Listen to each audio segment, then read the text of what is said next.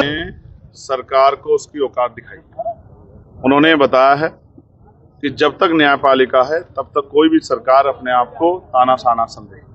और उन्होंने जो टिप्पणियां की हैं कि अगर बिना दोष साबित हुए जिस तरह से बुलडोजर चलाया गया है तो जिन अधिकारियों ने सरकार को खुश करने पे किया है उन सख्त कार्रवाई अगर कोर्ट एक बार कर देगा तो मुझे लगता है दोबारा किसी के सपने में भी बुलडोजर नहीं आएगा। दूसरा, जिनके ऊपर कार्रवाई उनको मुआवजा मिले। ये बहुत महत्वपूर्ण है कि माननीय सर्वोच्च न्यायालय ने गरीबों के और सरकार द्वारा सताए गए लोगों को, जो बड़े पैमाने पे दलित, पिछड़े और मुस्लिम समाज के हैं, उनको न्याय दिलाने के लिए उनकी पीड़ा को समझ के जो फैसला दिया, मैं इसका स्वागत करता हूं। और ये एक जोरदार तमाचा है सरकार के गाल पे कि मुझे लगता है भविष्य में कुछ भी करने से पहले सरकार 4 बार सोचेगी, क्योंकि आज जो सरकार है, जिस तरह संवैधानिक पदों पर बैठे मुख्यमंत्री जो 7 साल से मुख्यमंत्री और वो लोगों को डराने का काम करते हैं, कटोगे बटोगे। मैं पूछना चाहता हूं, पुलिस आपके पास है, एडमिनिस्ट्रेशन आपके पास है, सारा सिस्टम आपके पास है, आपको तो चाहिए कि आप जनता कहो कि हमारा शासन जो है सुशासन है, उसमें आपको डरने की जरूरत नहीं है। वहां आप लोगों को डराने वाले नारे देकर सिर्फ वोट का फायदा सोच के और माहौल खराब करने का काम करते हो, डर की भावना पैदा करने का काम करते हो। आप कहां से मजबूत नेता हो? आपको अपनी सोच में और उत्तर प्रदेश को बांटने वाली इस नीति में परिवर्तन करना चाहिए।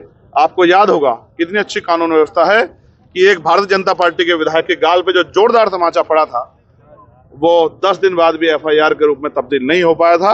जब बहुत आलोचना हुई और मुख्यमंत्री जाके मिलना पड़ा, तब जाके पिछड़े वर्ग के लोगों को सिर्फ ये बताने के लिए कि कार्रवाई होगी, तब जाके एक FIR दर्ज हुई थी। में छात्र आंदोलन कर रहे हैं। देखिए, मैं उनका समर्थन करता हूं और आप जानते हैं मैंने मंच से भी कहा कि मैं जाना चाहता हूं उनके बीच में, लेकिन सिर्फ एक मजबूरी है कि भारतीय मीडिया का जो चरित्र है उससे मैं पूर्ण रूप से वाकिफ हूं। 10 मिनट लगेंगे उनके पवित्र आंदोलन को राजनीतिक आंदोलन साबित करने के लिए मीडिया को, जबकि ये कड़वा सच ये है कि 2 दिन से आप और मैं इंसान है, हमारे घर में बहन बेटियां हैं, वो बच्चियां वहां सड़कों पे बैठी हैं, वो बच्चे बैठे हैं सड़कों पे और वो हमारे परिवार के बच्चे हैं। उनके मन में पीड़ा है, उन्होंने 4-4, 5-5 साल तैयारी की है। जिस तरह से नॉर्मलाइजेशन को लेके और 2-2 शिफ्ट में जो पेपर कराने की बात जो है बोर्ड कर रहा है, आयोग कर रहा है, उसके लेके जो उनका विरोध है वो सही है।